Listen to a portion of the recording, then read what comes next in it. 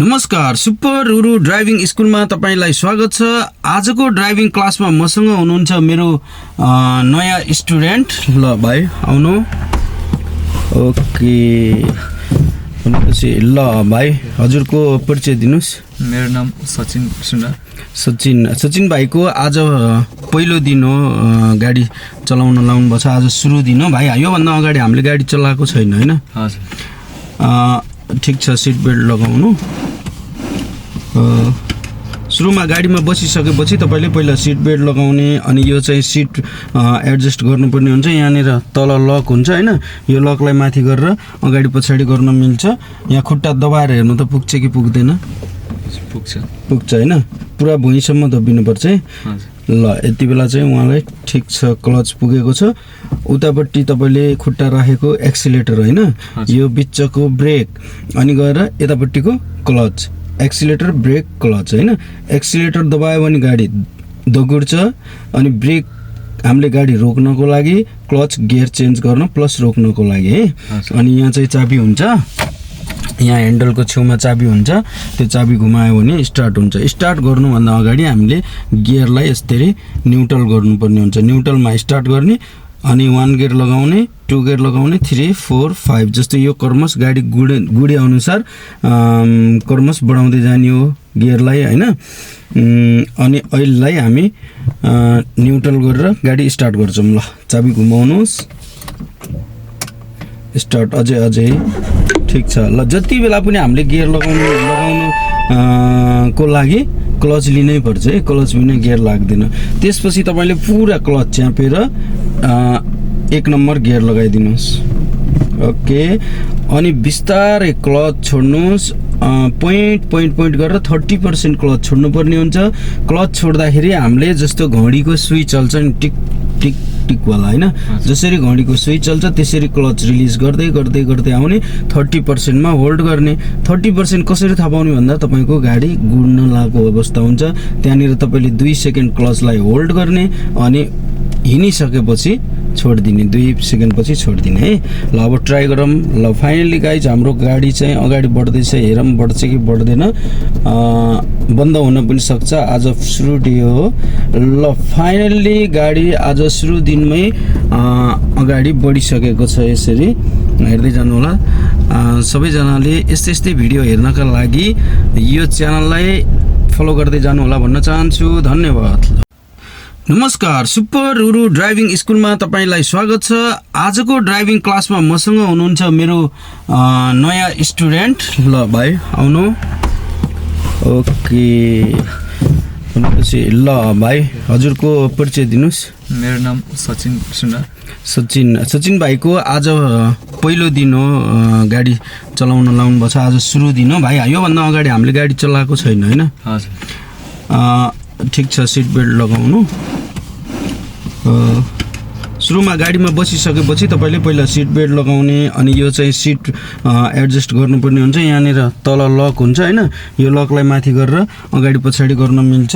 यहाँ खुट्टा दबाएर हेर्नु त पुग्छ कि पुग्दैन? पुग्छ होइन? पुरा भुइँसम्म दबिनुपर्छ है। ल यति बेला चाहिँ उहाँलाई ठिक छ, क्लच पुगेको छ।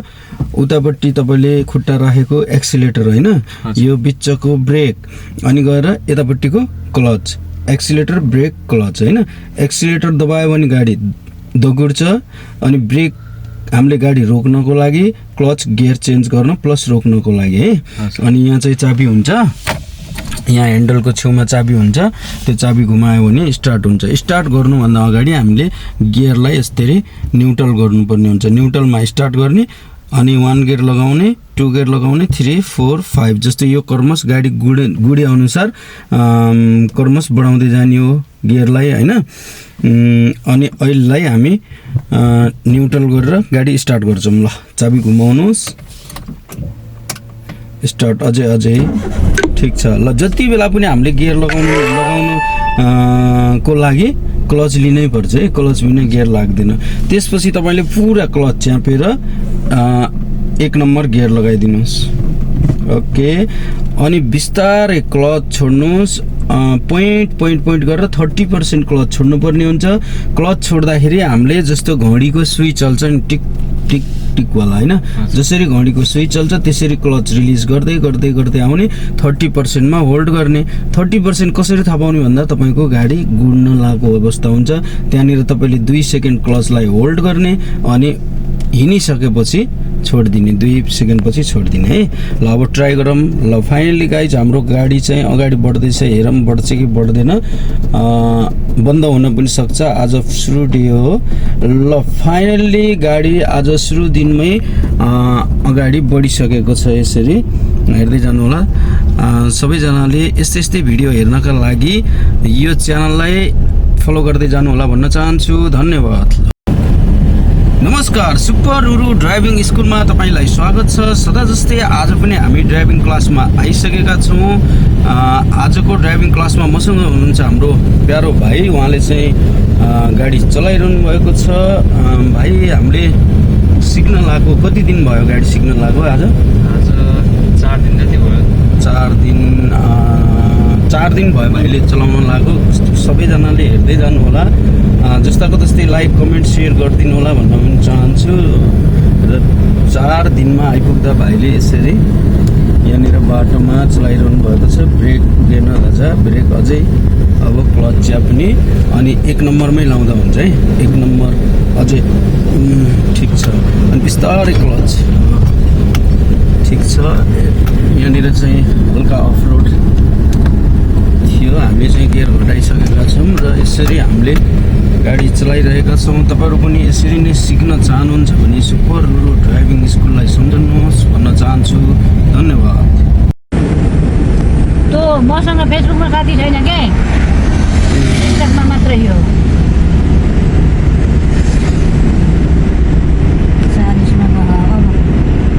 अब तपाईँले गियर बढाउनुहोस् गियर बढाउँदा स्टियरिङ हल्लिनु भएन अगाडि टक्क हेर्नुहोस् ठिक छ कतिमा ल्याउने ठिक छ ल 4 नम्बर गियर लगाउनु भयो होइन 4 नम्बर गियर कतिको स्पिडमा हिँड्नुहुन्छ 40-50 ठिक छ ल अब यसो ब्रेक लगाइदिनुहोस् हल्का ब्रेक लगाउनुहोस् यसरी हाइवेमा कुदाउँदाखेरि स्पिडमा कुदाउँदाखेरि हजुरको चाहिँ होइन क्लच नदबाउने पहिला ब्रेक दबाउने होइन ब्रेकले कन्ट्रोल भइसकेपछि बल्ल तपाईँले क्लच दबाउनु पाउनुहुन्छ अनि क्लच दबाउने गियर डाउन गर्ने त्यसरी चलाउनु नमस्कार सुपर रुरु ड्राइभिङ स्कुलमा तपाईँलाई स्वागत छ आजको ड्राइभिङ क्लासमा रहेको छ सिक्ने क्रममा कुन गियर कतिको स्पिडमा हिँड्न सकिन्छ भन्ने विषय रहेको छ सबैजनाले हेर्दै जानु होला हाम्रो आजको ड्राइभिङ क्लासमा हुनुहुन्छ हाम्रो म्यामले बताइदिनुहुन्छ हजुरहरूलाई उहाँले सिकेअनुसार म्याम यो हजुर अहिले कति नम्बर गियरमा हुनुहुन्छ अहिले म 2 गियरमा हिँड्नुपर्छ 2 गियरमा हामीले कतिको स्पिडमा चलाउनु पर्ने हुन्छ 2 गियरमा 20 को स्पिडसम्म हिँड्न सकिन्छ हजुर अनि त्योभन्दा अगाडि जानु पर्यो 30 सम्म पुग्ने हो भने 3 गियर हजुर फेरि त्योभन्दा माथि अगाडि जानु पर्यो 40 सम्म पुग्ने हो भने 4 गियर भन्ने मैले सिकेको छु कि त्यही सिकाउनु भएको छ ए हजुर धन्यवाद उहाँलाई चाहिँ मैले यसरी नै सिकाएको थिएँ त्यो एउटा अड्कल गर्ने पाटो हो यो तपाईँको 0 देखि 10 सम्म 1 नम्बर गियरलाई कुदाउन सकिन्छ त्यस्तै उहाँले भनिसक्नु भएको छ यो भिडियो हेरेर हजुरहरूले पनि सिक्न सक्नुहुन्छ र यस्तै भिडियो हेर्नका लागि र सिक्नका लागि हाम्रो च्यानललाई फलो गर्दै जानु होला भन्न चाहन्छु धन्यवाद